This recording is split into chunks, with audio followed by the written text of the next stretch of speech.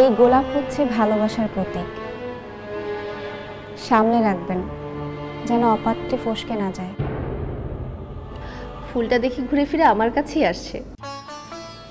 আমার তো মনে হচ্ছে এই ফুলটার অন্য কোনো উদ্দেশ্য রয়েছে। Excuse me. Hello. Hello Imran sir, আপনি কি অফিসে ফিরছেন?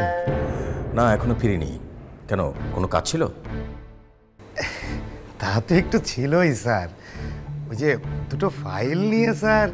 আপনি জেনের কাছে দিয়ে দিন, আমি আগে দেখি। জি জি, আপনার কি ফিরতে আরো দেরি হবে স্যার? রাখছি মনির সাহেব।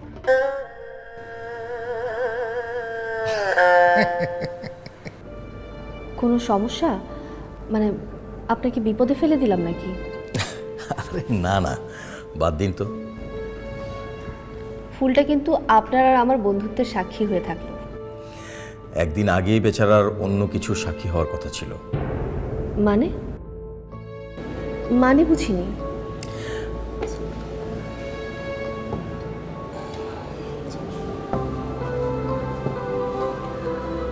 কি যেন বলছিলেন?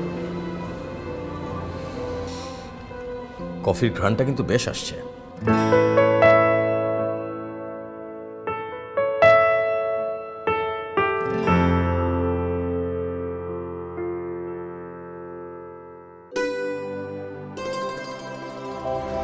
আসসালামু আলাইকুম ম্যাডাম, কেমন আছেন? ভালো আছি, আপনারা ভালো আছেন? জি, ভেতরে চলে যান ম্যাডাম, আপনার এন্ট্রি আমি করে রাখবো। ম্যাডাম, উনি ইমরানের ভাই রবিন। ভাবি, তোমাকে তো এখানে সবাই চেনে। চুপ। জেনি ম্যাম, উনি ইমরান স্যারের ওয়াইফ, স্যারের রুমে নিয়ে যান। আপনার কথা অনেক শুনেছি। কি করছেন? স্যারের কাছে আপনার কথা অনেক শুনেছি ম্যাডাম। আমার কপাল মন্দ ছিল যে এতদিন আপনার দেখা পাইনি। আপনি খুব মিষ্টি, আপনাকে তুমি করে বলি?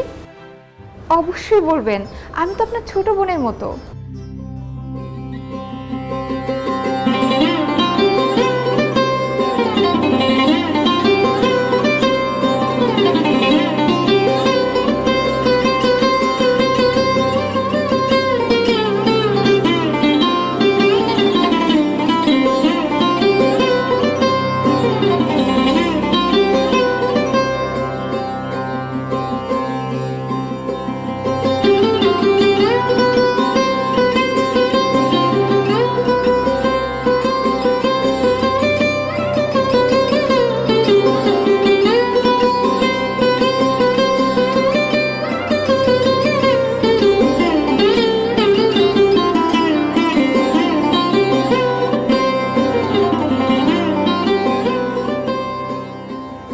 রবিন, চল ভেতরে যাই। ভাবি, হ্যাঁ চল। আপনারা স্যারের রুমে বসুন, স্যার একটু বাইরে গেছে, এক্ষুনি চলে আসবে। ইমরান নেই? তুমি তোমার অফিসেই তো গিয়ে।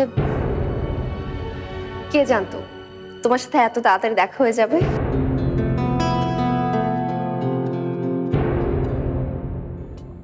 ইস, খুব খারাপ হয়ে গেল ব্যাপারটা। ম্যাডাম নিশ্চয়ই খুব উল্টাপাল্টা ভাবছেন। উনি তো আর বুঝবেন না যে আপনি মায়াকে মৌ ভেবে দেখা করতে গিয়েছিলেন। উনি তো আর আপনার আবেগের জায়গাটা বুঝবেন না।